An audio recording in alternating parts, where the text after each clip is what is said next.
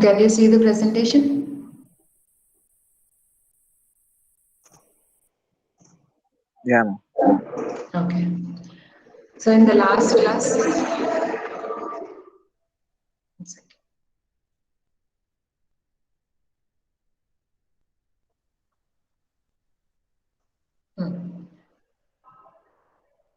Okay, in the last class, we have seen about ISCSI and FCIP protocols, right? That will end all the types of protocols that we use to perform communication over this SAN as well as IP network. So we are now going to start a fresh topic on data archives. So how data archives are stored, and on which kinds of devices these data archives are stored, and how they are accessed. That we are going to see in today's class. So what is a data archive? Why do we need to archive the data? In what situations you need to archive the data? So in the life cycle of information, data is actively created, accessed, and changed. In the first chapter, in the first module, we have seen what is the life cycle associated with information. Life cycle of the information starts right from creating of the information and how they are accessed and how the value of the information keeps changing over the time. So as the time changes, the value of the data also changes. So the data which is as valuable to any organization today may not be that valuable in the same extent to that organization in the later stages, right? So if you take the example of a college, the students' data, current students' data will be more important to the institution rather than any alumni data, right? So in such cases, as the data's value keep changing, the data need not be stored in the primary access by wasting the storage, valuable storage space. So you can transfer the data to archives where it can be accessed when it is actually required. Up to then, we can save it at a different location or on a secondary storage device and can be accessed when the necessity arises, right? So in the life cycle of information, data is actively created, accessed throughout, and changed as its value keeps changing. Now, as the data ages, as the age of the data increases, it is less likely to be changed and eventually becomes fixed. We call it as fixed content, but continues to be accessed by applications and users, right? That is why we have given it the name fixed content. So as the age of the data increases, we doesn't change it, right? We do not change it. So current students' data, we keep accessing it frequently and we keep changing it according to their performance, according to their extracurricular activities, co-curricular activities. We keep adding some data to the existing information. That is how we tend to change existing data. But old students' data, which is already who already passed out of the organization or out of the institution, we can't change the data much, right? So we keep the data as fixed. That kind of content is called as fixed content. Now, example for this, we can take X-rays, emails, multimedia files, X-rays of a patient. Once it is taken, they may not be of the same value all the time. Say when the treatment is being given to the patient, at that time, they may be referred many times. But once the patient gets the therapy and he is properly treated and he is discharged out of the hospital, that X-ray data may not be that important as active patients' data, right? So those X-rays need not be stored in primary access. They can be kept in secondary access. And if at all the patient gets admitted once again because of the recurrence in the disease, means if the disease is repeating, sometimes in case of cancer, if the disease is recurrent, the patient gets admitted again. And at that time, they may have to refer to the old X-rays. Only in that situations, exceptional cases, they tend to use this old data. In such cases, archive data may be useful. But if the patient is completely cured, he may not be admitted again to the hospital, and those X-rays will not be of any use. Then storing that in the primary access will waste the actual valuable storage space. In such cases, it is always better to archive the old data. For that, we have taken the example of emails also. Emails, already generated emails, transmitted emails. Okay, some emails we may be accessing frequently, but most of the emails, they will be kept passive. We do not even access them for years long. In such cases, they can be archived, but some point of time we may require them. For such cases, these kinds of data can be archived. Examples of fixed data in case of revenue, if to generate the new revenues, or to improve the service levels, or to leverage the historical value, we can use this fixed content.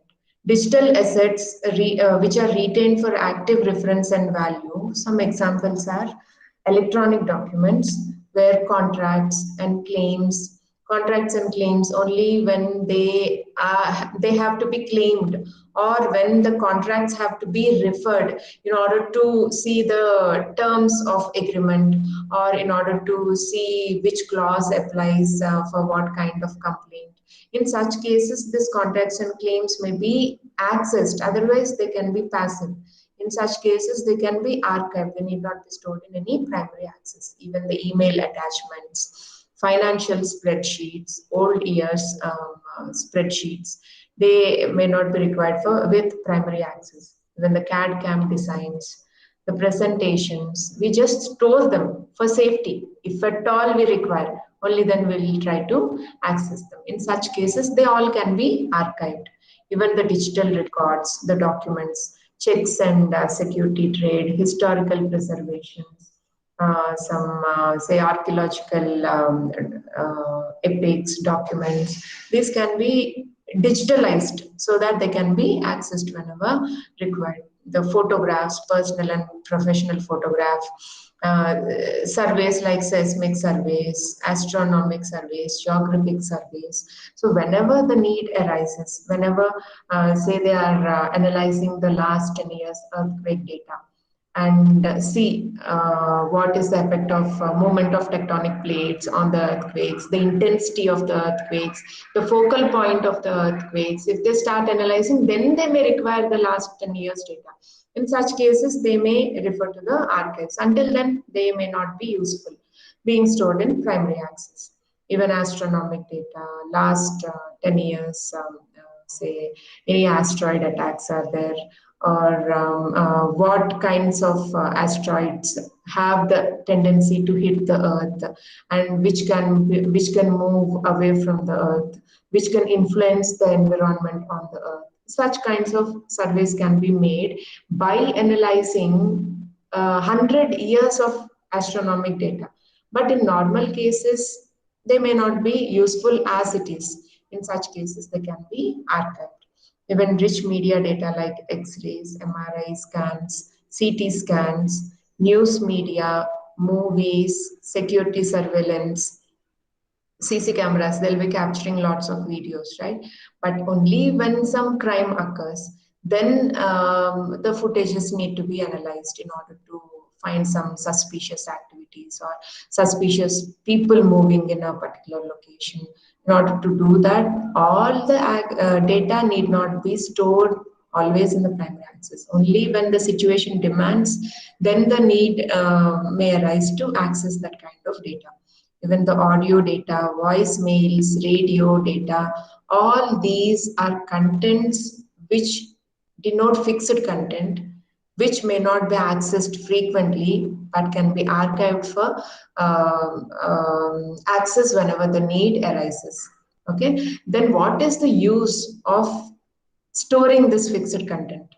When there is no change in the data, when we don't frequently access the data, then what is the use of storing this kind of fixed content? They generate new revenues, they can unveil new ideas, they can unveil new patterns which the businesses would be interested in, so that they can take better decisions based on this content. So generating new revenues, improving the service levels, seeing the service level agreements in the previous cases, how we can improve the service terms so that we can attract more number of customers towards the business. In such cases, improving the service levels and leveraging the historical value. For all this kind of benefits, fixed content need to be archived. So all organizations may require retention of their data for an extended period of time due to government regulations and legal or contractual obligations. Right? For every business, say if it is an insurance business, the insurance company have to store the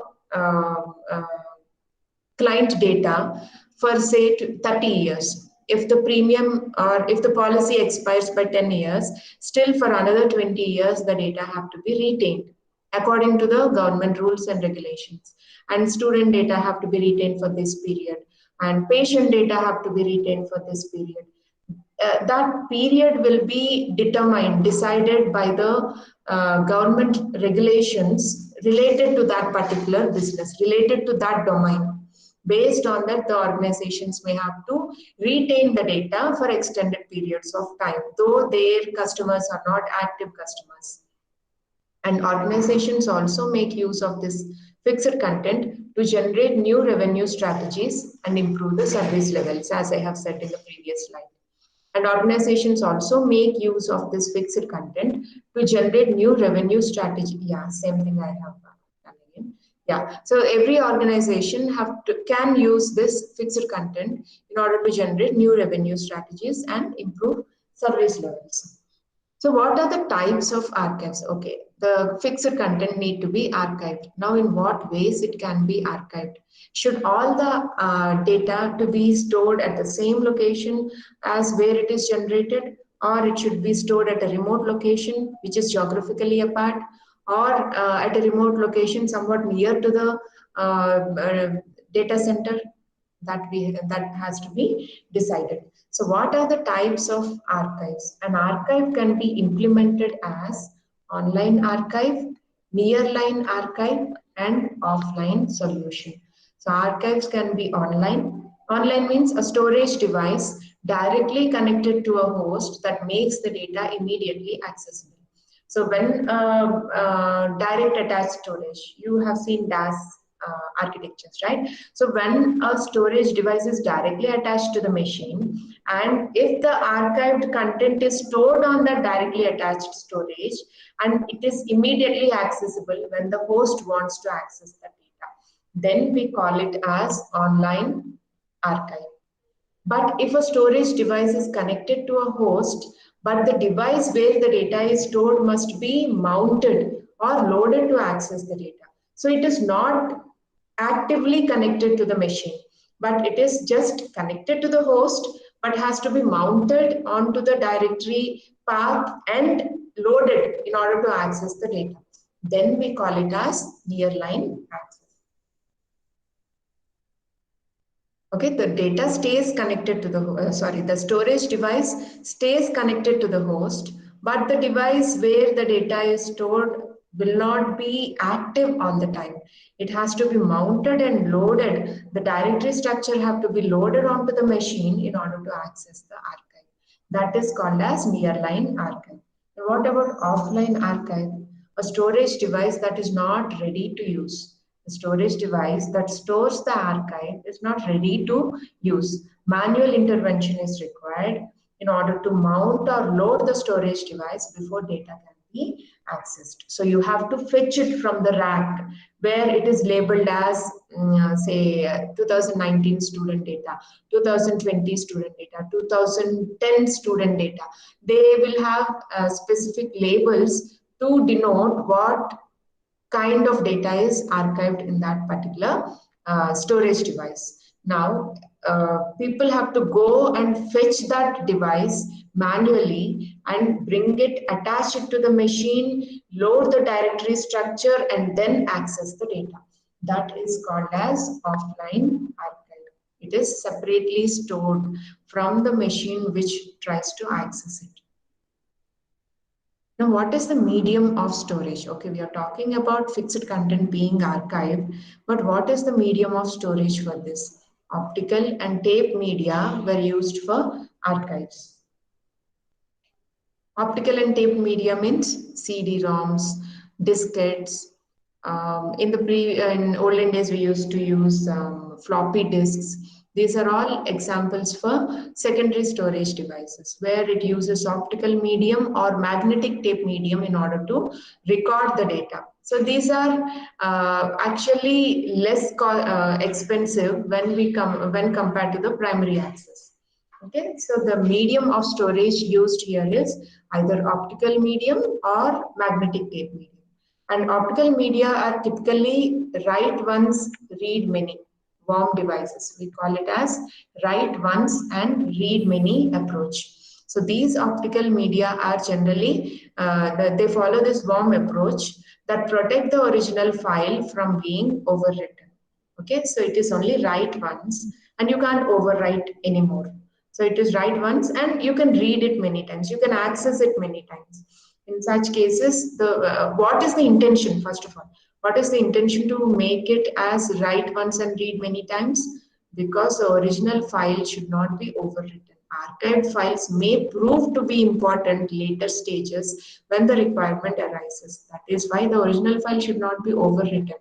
Okay, but that is why in some companies, when agreement closes or when a contract with the storage client closes, then their data, the archive data that is available with the storage provider, they will shard it. They will not even try to overwrite it with other files, but they'll completely shard it. They'll have a sharding machine in which they'll put all these secondary storage devices and it will break it into pieces completely.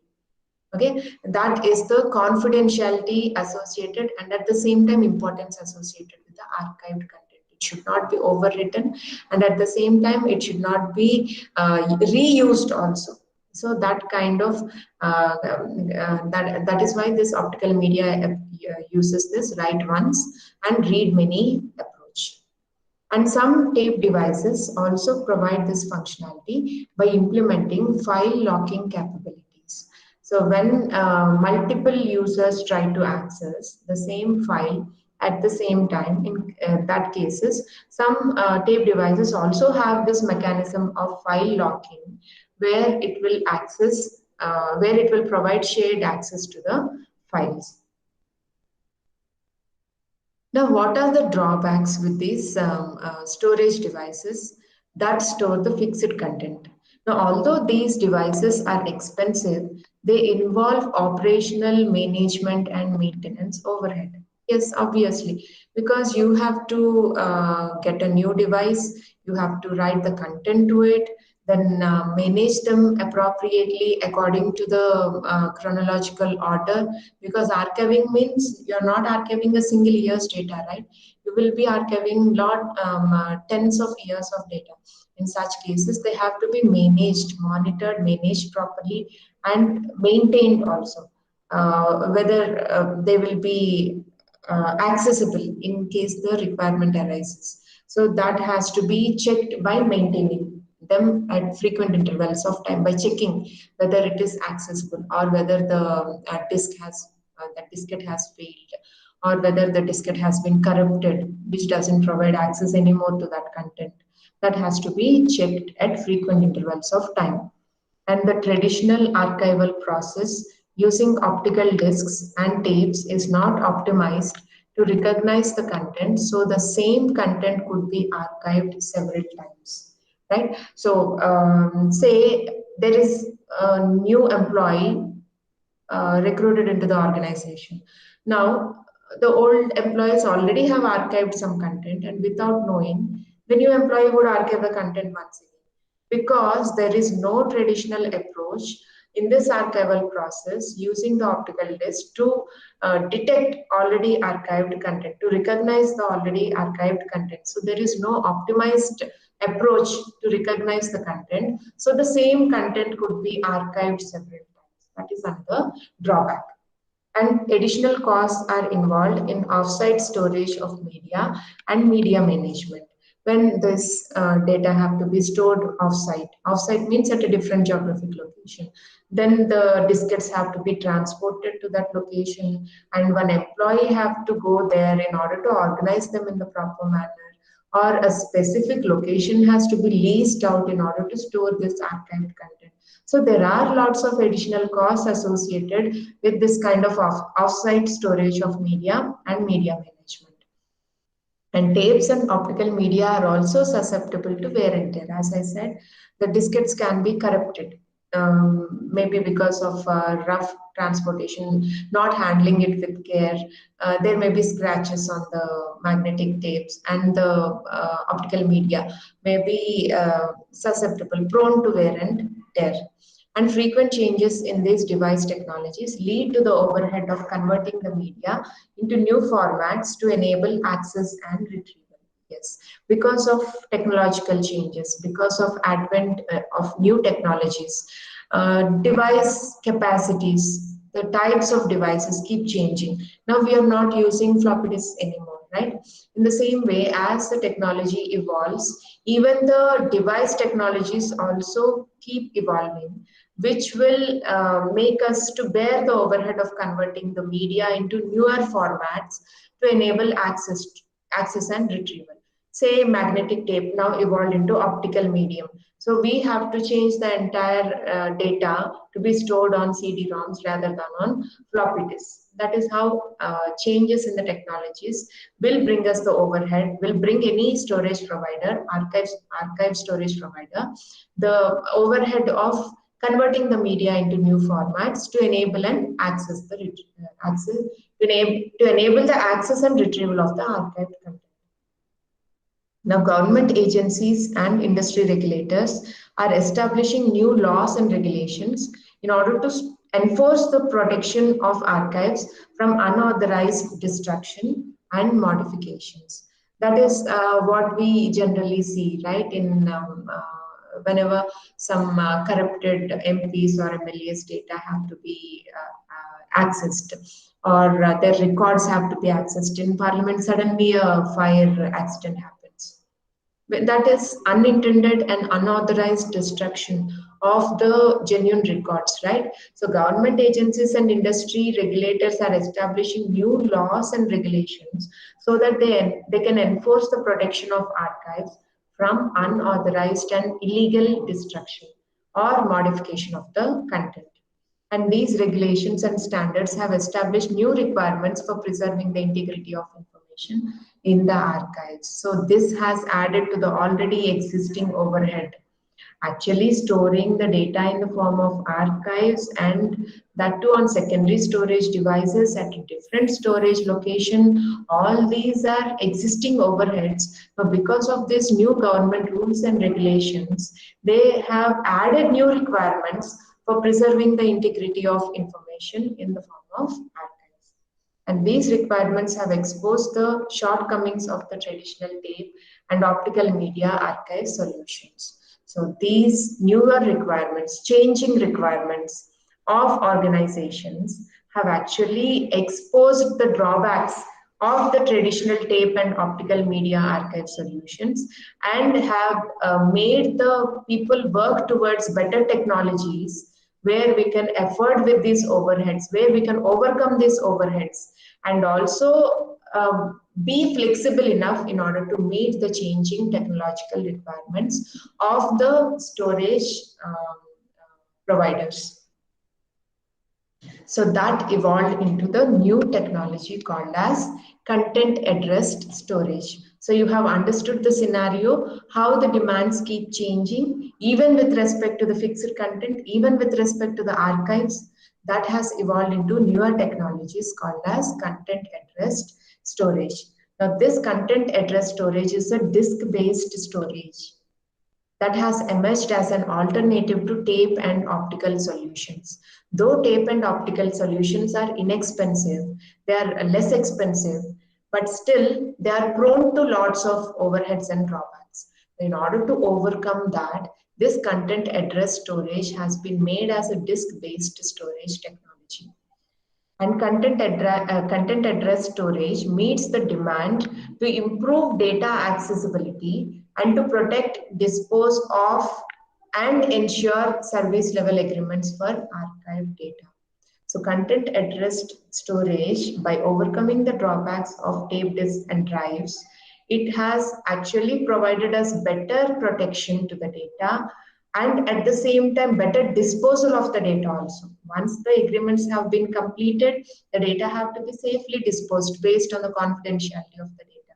So it provides better data protection and better disposal, flexibility in the disposal of the data, and also they ensure service level agreements for archiving the data with of various organizations. Now, CAS is an object-based storage. Data is stored in the form of objects. That is the speciality of content-addressed storage. CAS is an object-based storage device designed for secure online storage and retrieval of fixed content. So the content can be stored online and at the same time retrieved online as well. So though it is archived at a distant location, still access can be provided very quickly by making it online access. Okay, so it is a object-based storage device designed for secure online storage and retrieval of fixed content. So CAS stores user data and its attributes as an object. So it converts the user data, a unit of user data, along with its associated attributes into an object and assigns it an identifier and stores it. So the stored object is assigned a globally unique address known as content address. That is why the name content addressed storage. The stored object means the data along with its attributes transformed into object is assigned a globally unique address, globally unique identifier, which is known as content address. For that content, an address has been assigned. Now, this address is derived from the object's binary representation. So, how is this address attached to it? It is drawn from the object's binary representation. The object's binary representation is taken, and the address for that object is derived from that binary representation. And CAS provides an optimized and centrally managed storage solution. Now we can optimize. With this kind of optimization, we were not able to provide with magnetic tapes and disks, but content address storage helps us to optimize and centrally manage the storage solutions for the fixed content. When I'm talking about content address storage, I'm talking about fixed content only, not the active data that is frequently accessed by the clients. It is only the fixed content. Now, data access in CAS differs from other object storage devices. So how it differs, we'll be seeing in the later sessions. Now, the data access that is provided by content address storage is actually much different when compared to the other object storage devices.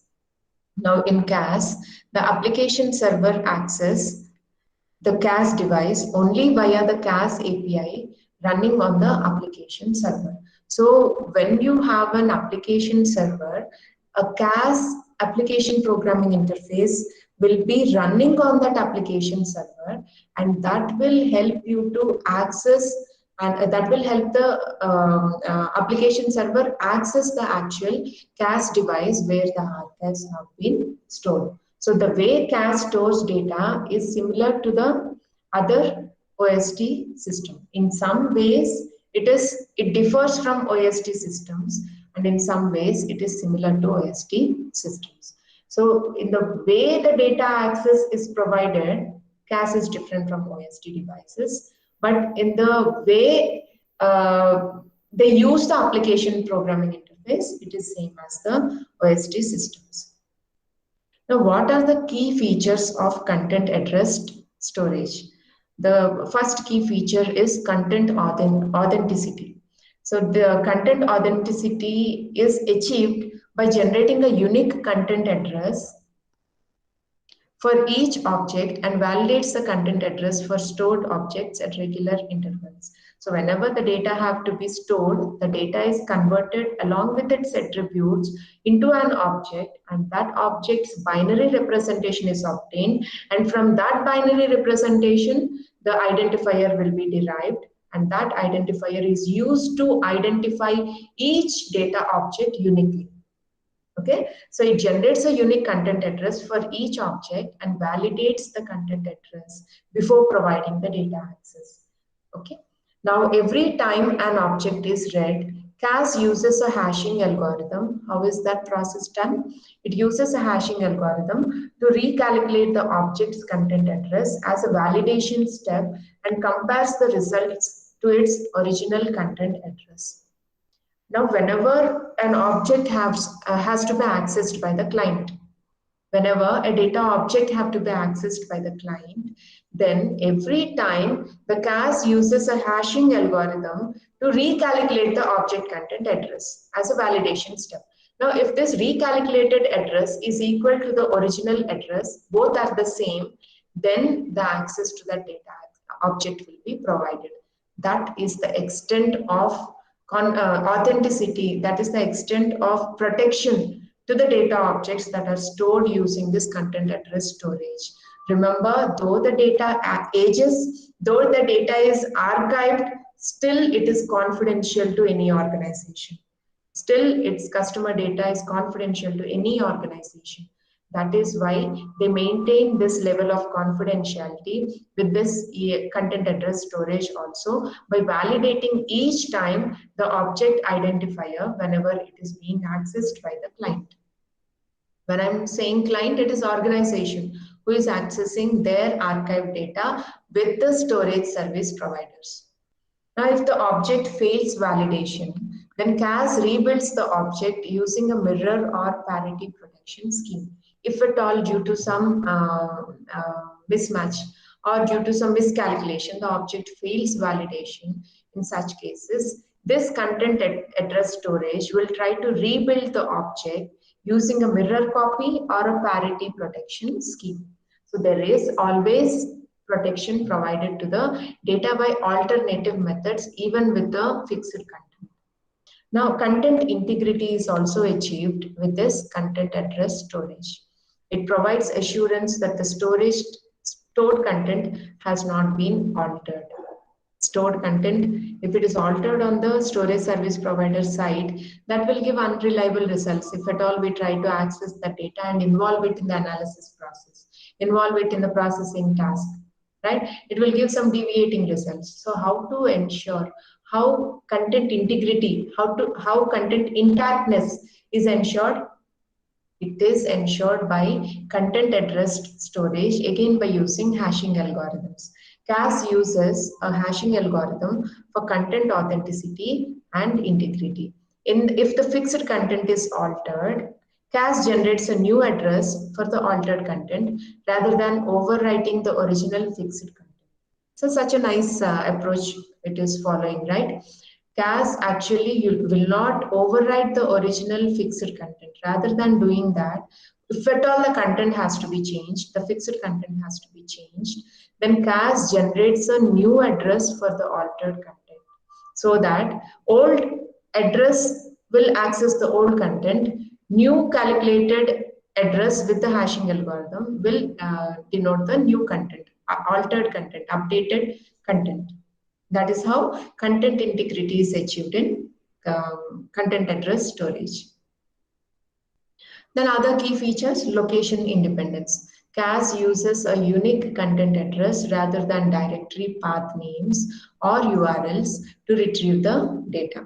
So it doesn't use any file names or it doesn't use any URLs. It uses a unique content address calculated from the binary representation of the object, as we have seen previously. Okay, so that binary representation, from that binary representation of an object, the address is derived, and that unique content address is used rather than any path names or URLs in order to retrieve the archived data. And this makes the physical location of the stored data irrelevant to the application that requests the data. Obviously, right? If we are trying to use a file path or an URL. In such cases, the physical location of the data matters, but we are not using the physical location of the file by indicating a path or URL. We are indicating just the unique content address. The object identifier is being supplied, which will make the actual physical location data to be irrelevant for us. And it uses single instance storage. What do we mean by this? CAS uses a unique content address to guarantee the storage of only a single instance of an object. So object will not be stored in multiple instances. Only one single instance of the object will be stored by referring to its unique content, by being referred by its unique content address. And when the new object is written, the CAS system is polled to see whether an object is already available with the same content address. Such a good approach. Whenever a new object is being written, it will see whether the same object is existing in the content address storage. What is the advantage of this? We have seen the drawback in tape devices and tape disks that if the content is archived, there is no mechanism to detect the type of content that is archived, and there is an overhead or there is a danger of archiving the same content again and again, which will actually waste the archived storage space also. Now, in order to overcome this, when a new object is written using CAS, the CAS system is polled in order to see whether an object is already available with the same content address. So if the object is already available, then the same content will not be archived once again because the object identifier is already existing. That is how the drawback is resolved. If the object is available in the system, it is not stored. Instead, only a pointer to that object is created. So if the object is available in the system, it is not stored, means it is stored on a different system. In such cases, still the new address is not created, but a pointer to that object will be created. So if you want to archive a fixed content that is already existing, and it identified that the object is not existing on the same system but on a different system, in such cases, it will not create that object identifier on this system once again, but it will create a pointer which points to the object existing on the different system. Okay, that is how it will avoid multiple instances of storage of the fixed content. It will host only single instances of storage, which will actually save the archived content space. Now, there is another retention enforcement mechanism available with this CAS. Means protecting and retaining objects is a core requirement of an archived storage system. Now, you have to protect the data at the same time, retain access to the data. So that is the core requirement of any archived storage system. After an object is stored in the CAS system and the retention policy is defined, CAS does not make the object available for deletion until the policy expires. So how is this retention enforcement is actually enforced? How is this retention policy is actually enforced? It will associate whenever a data has to be stored, the data along with its attributes is converted into the object, and what are the regulations, what are the policy term for that data to be archived with respect to that organization. Say if it is an insurance company, as I said, up to 20 years it has to be archived. Till then, till that associated time, till that policy expires, that content address storage, that document will not be, that object will not be disposed. It can't be deleted in any manner. That is the retention mechanism that is followed in CAS. We can associate the policy terms, we can associate the service level agreement terms to the object so that unless that policy or the term expires, no the object cannot be destroyed, or that archived data cannot be destroyed or deleted. Okay, that is the retention enforcement provided by content address storage. And the data protection. CAS ensures that the content stored on the CAS system is available even if a disk or a node fails. So because this content addressed storage provides both local as well as remote protection. Though a disk fails at a local location, still the data will be available at the remote location. And while performing this kind of backup, while providing data protection with respect to local as well as remote locations, it will try to implement mirroring technique or parity mechanisms in order to maintain the duplicate copies of this objects. In such cases, though the local or remote system fails, still the data will be available at a different location with the object identifier. As it is replicated with mirroring or parity techniques. Okay, these are the key features of content address storage. In the next class, we'll move on with the upcoming topics. Any doubts in this, student? Did you understand this? Yes, ma'am. Content address storage? Yes, ma'am. Dev Malia, how is the content stored using this CAS? In the form of files or in the form of objects? Form of files, ma'am. In the form of? Files. Files. And what is the difference between tape drive storage and CAS? If you store it in the form of files. Then if you want to store it in the form of files, then you can store it on tape drives and tape disks itself. And what is the use of content address storage? You're not following in the class, I think. Sunil?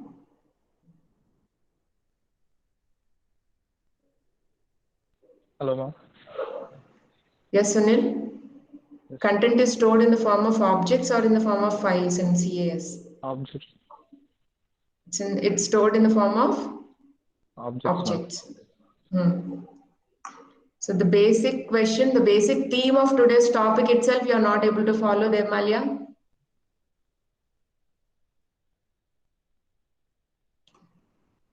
Okay, let me take the attendance. All are present? 16 students? Yes, ma'am. 9, 10, 11, 12, 13. Yeah. Okay, then I'll mark your attendance. We will meet in the next class. Thank you, ma'am. Thank you, ma'am. Okay. Thank you, ma'am. Thank you, ma'am.